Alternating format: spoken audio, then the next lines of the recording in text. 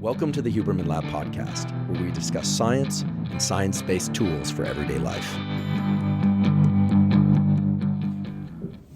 Welcome to the Huberman Lab podcast, where we will discuss science and science-based tools for everyday life. Today we are going to talk about something we see, feel, and live inside every second of our lives, the skin. Your skin isn't just covering, it's an organ. In fact, it's the largest organ in your body, and it's doing far more than people realize. It protects you from infection, senses your surroundings, and consistently sends information to your brain about temperature, pressure, and even emotion. To help us understand this system in depth, I'm joined by Dr. Brown from Cornell University. Thanks, Andrew. I'm excited to talk about this. The skin is one of the most underrated organs we have. Let's start broad. What are core functions of the skin?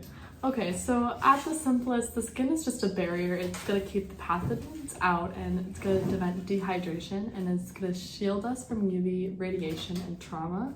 But it's also going to regulate temperature through sweat, blood flow, and changes in our house's sensory receptors for touch and pain, and even participates in vitamin D synthesis. So the skin is both protective and interactive, consistently taking in information from the environment and sending signals throughout the body. And I think people forget that what happens in the skin feeds back to the nervous system, heat, cold, even emotional stress. These signals change heart rate, cortisol levels, and perception. Let's zoom in on the top layer, the epidermis. What's special about it? Great question. So the epidermis is made of keratinized stratified squamous epithelium, and I know it sounds like a mouthful, but it's basically just stacked layers of flat cells with the protein keratin, and at the base, the stem cells are going to divide to form keratinocytes, which migrate upward and eventually die to form a waterproof surface. There are also melanocytes that produce melanin for UV protection, which is the parts that make our skin darker, and tactile cells for touch, and dendritic cells for immune defense. So even though it looks inert, it's metabolically active. Stress hormones like cortisol or chronic sleep loss can slow that regeneration, which is why stress literally shows up in your skin. Below that is the dermis, the thick living layer that gives skin its strength and feel. Right, and it's mostly made of collagen and elastic fibers. The upper papillary layer has capillaries and sensory endings for light touch, and then a deeper reticular layer which gives tensile strength.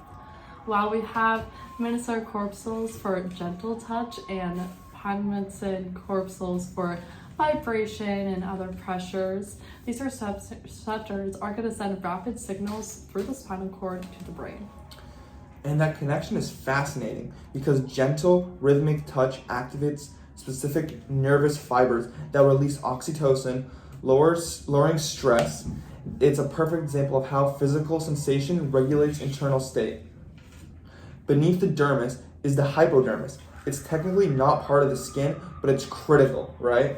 Yes, so the fat is mostly adipose tissue, and that's going to insulate and cushion the organs as well as store energy. It's going to also anchor the skin to the underlying muscles. And because of that, it's highly vascular, and we often use it for injections, medication, so that they can be absorbed more efficiently. So it's like the support platform that stabilizes the entire integumentary system. Wow, that's fascinating. Now I want to also talk about the skin pigmentation. What exactly determines the color of our skin?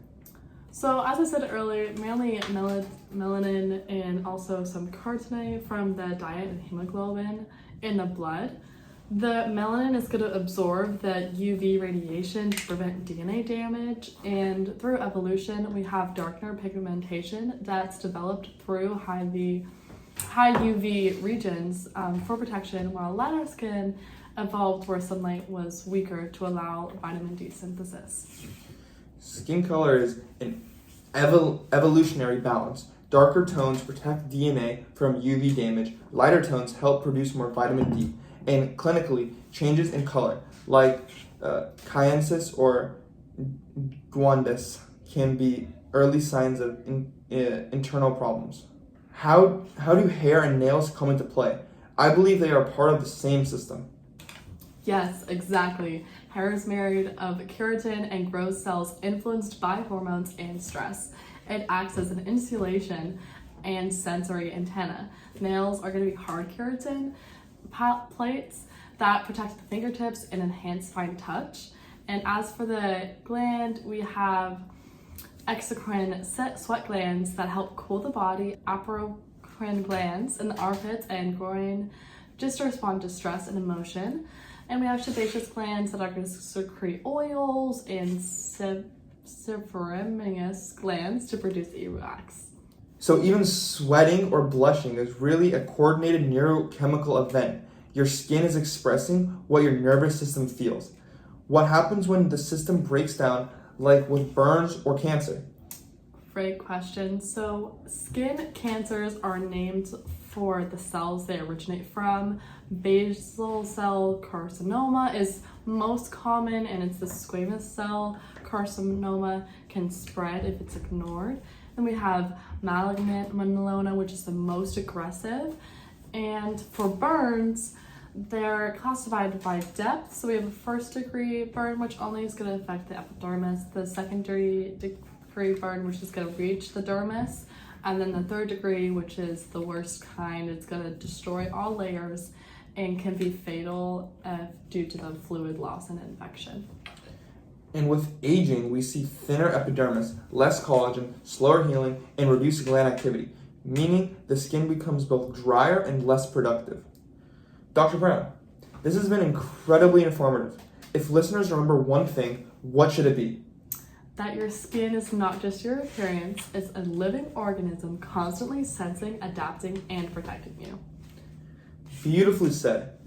To everyone listening, the next time you step into sunlight or feel a breeze, realize that your skin is in constant dialogue with your brain and environment. Thanks for tuning into the Huberman Lab podcast. I'm Andrew Huberman, and as always, stay curious, take care of your body, and I'll see you next time.